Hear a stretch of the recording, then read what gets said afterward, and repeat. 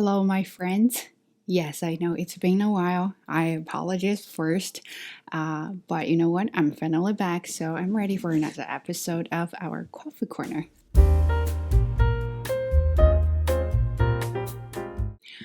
Um, my dog's down here, so sometimes I may laugh, not laugh at you, but probably laugh at my dog. Um, I know it's been a while just because I've had a lot on my plate, and I definitely feel swamped by the summer class and my article for my supervisor, and just lots going on, and I kind of feel like I did not want to talk. And if you don't know me, or if you know me, I just wanted to say this one more time: is I'm very introverted. If I don't do things or if I don't have to talk to people, I prefer not to talk and I can do that whole day. And when I have the feeling, and I'm really not going to talk.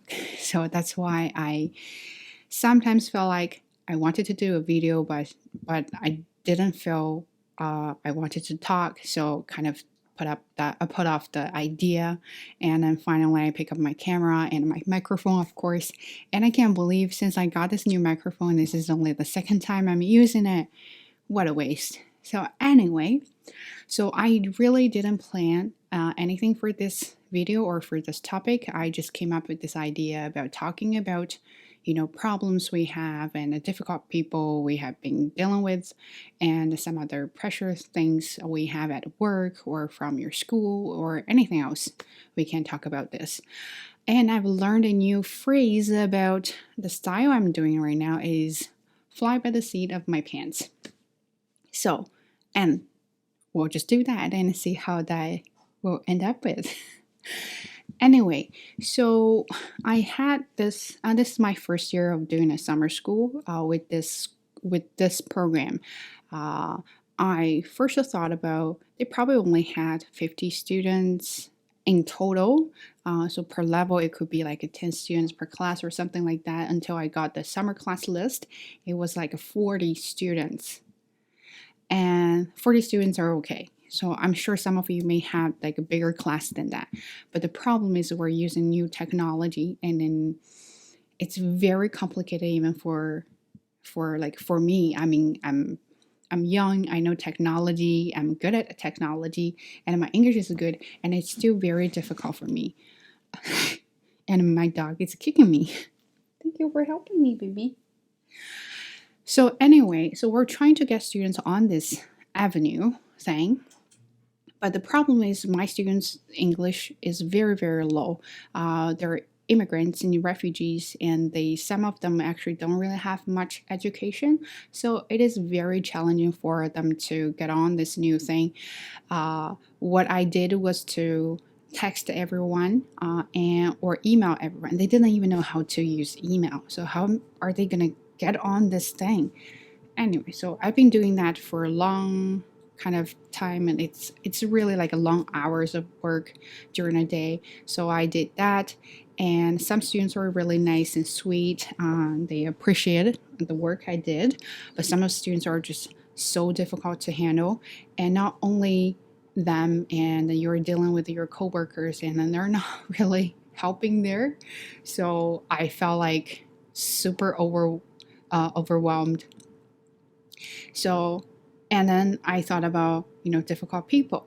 If you follow me long enough, you probably saw the post I did before about dealing with the difficult people. And I've learned from that too, is it doesn't matter where you work, where you study, at school, college, university, or in Canada, in China, and other countries, you're going to have to deal with difficult people anyway, and you can't avoid them. And I remember in the very beginning when I encounter or confront with them, I always felt like there's like anger inside of my body, and I'm ready to burst out.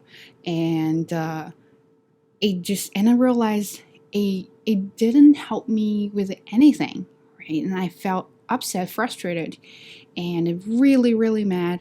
And then I was mad at those people, and then they mad at me, and they kind of, so anyway, so we were not saying nice things to each other back in the past. And then I realized, when you deal with the difficult people, it's not how you are going to let your anger out, how you're going to let them know how you feel about them, how you're going to let them know how stupid or difficult they are. No, your goal is to get everything done, right? You have to deal with them, and then you can't focus on them. And you can't expect stupid people being smart, because that's not possible. And you can't expect difficult people being easy going with you, because that's impossible. So what you can focus on is get the things done. So that's your goal. So stop focusing on the people and started focusing on the goal, the thing, the task. And then tell yourself every time when you see kind of insulting messages or implied conversations you have with other people, tell yourself, give yourself like 3 seconds to calm down and then think, this is not personal. I do not take it personal. It's not just toward me, and it's no. So tell yourself like that. I know it sounds kind of silly, but it actually really works. And then started focusing on how you can get everything done, how you can reach an agreement, how you can make a plan for the next step.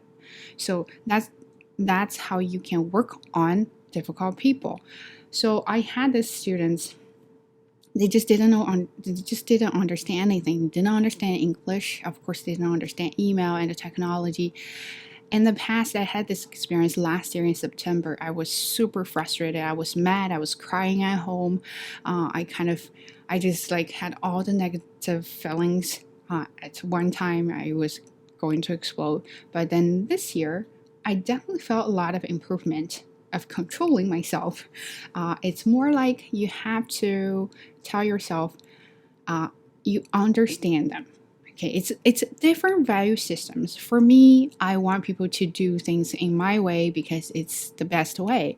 But for them, they don't understand your way. They have their own value system. They can only do things in their way. So it's not like you're kind of like sacrifice yourself and taking their way to do it. It's more like you understand their value.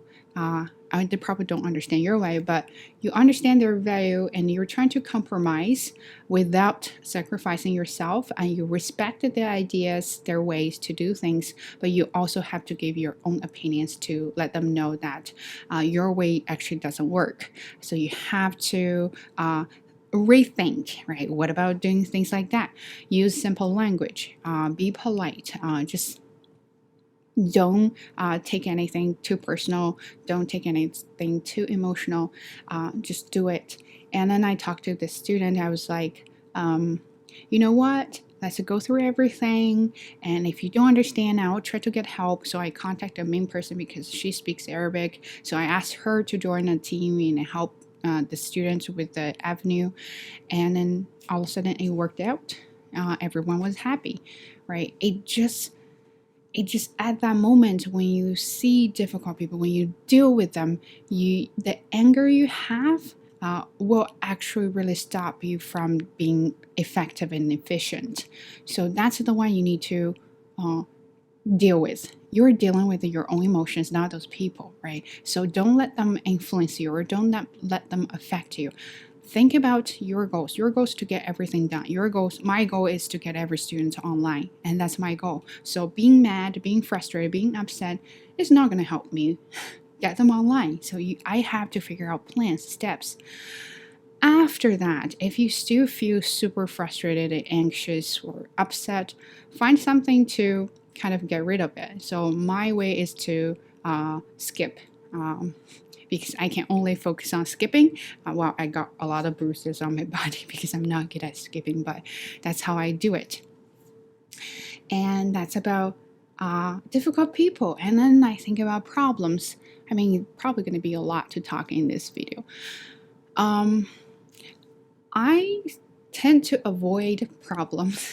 I don't like to encounter or confront when there are some conflicts or problems, but I realize if you don't deal with the problems now, you're going to deal with the bigger problems later on.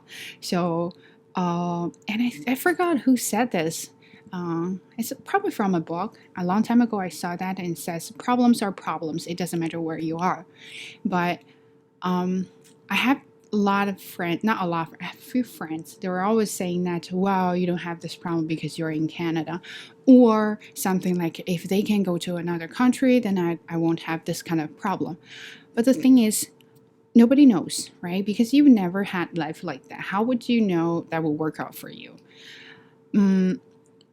Problems, it depends on what problems. If it's because your personality, I don't really think if you have problems right now in Canada, and then you go to another country, and then problems will be gone because problems are yours and they're gonna follow you anywhere.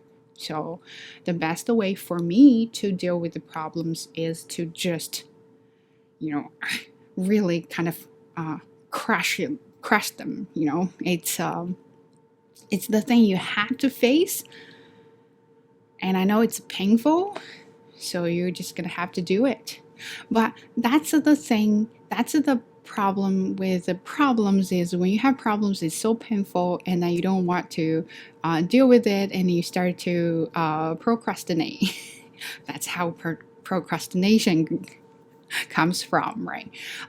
Same thing happened to me. I had 2 weeks off before summer school and I was supposed to do my journal article. But the first week I was like, I really don't know where to start and I don't know how to do it. And I'll do it later. And some of you probably studied with me in the live study room. And you know me, I sat there a whole day and working and regretting. It's that kind of feeling that I wish I started a little bit earlier so I wouldn't be really rushing like that. But I didn't because I was trying to avoid problems. Then I had bigger problems afterwards. Then I had to really deal with it. So I'm actually causing more problems for myself. So my point of view is, if you have problems, just write them down. Okay, it doesn't have to be very specific.